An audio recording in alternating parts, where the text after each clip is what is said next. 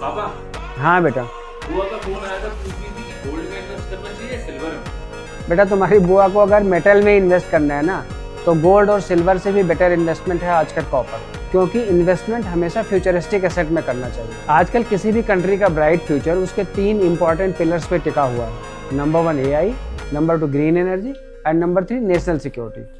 और इन तीनों का फाउंडेशन है कॉपर। इसीलिए गवर्नमेंट ऑफ इंडिया ने अपने विजन डॉक्यूमेंट में इसको स्ट्रेटेजिक एसेट बोला है एंड यूएस गवर्नमेंट ने क्रिटिकल मिनरल्स की लिस्ट में डाल दिया है। वैसे कॉपर की डिस्कवरी आज से 6000 साल पहले हुई थी।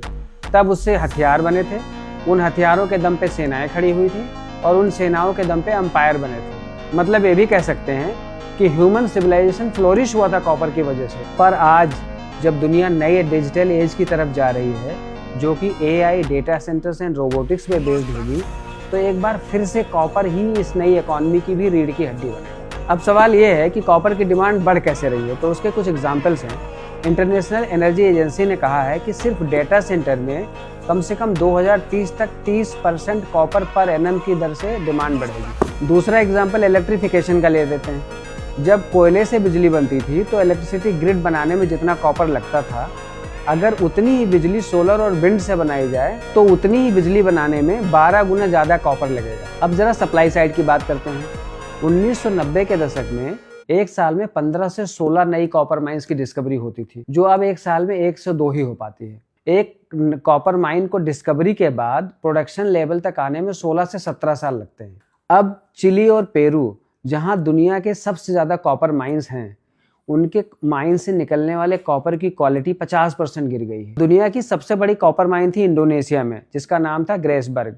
वो पूरी दुनिया को कॉपर सप्लाई करती थी, पर वहाँ पे इतने भयंकर ज्योग्राफिकल डिसरप्शंस हुए कि वो कॉपर माइन ही बंद हुई पड़ी है। डिमांड और सप्लाई के इस मिसमैच के कारण ही पिछले कुछ दिनों से कॉपर के प्राइसेस लगातार बढ़ रहे हैं। पर प्राइस ऑल टाइम हाई पे चला गया तो इसका मतलब ये नहीं कि कॉपर की कहानी अभी खत्म हो गई है। बहुत सारे एनालिस्ट का कहना है कि कॉपर की कहानी तो अभी शुरू हुई है। तो जिस तरह के डिजिटल दुनिया की हम कल्पना कर रहे हैं, उसको बनाने के लिए हमें बहुत सारे कॉपर की ज़रूरत पड़ेगी। और सच्चाई ये है कि उतना कॉपर इस समय हमारे पास है नहीं। अब आमतौर पे हर एसेट का एक रिप्लेसमेंट आ ही जाता है। जैसे गोल्ड का रिप्लेसमेंट आया डिजिटल गोल्ड या बिटकॉइन।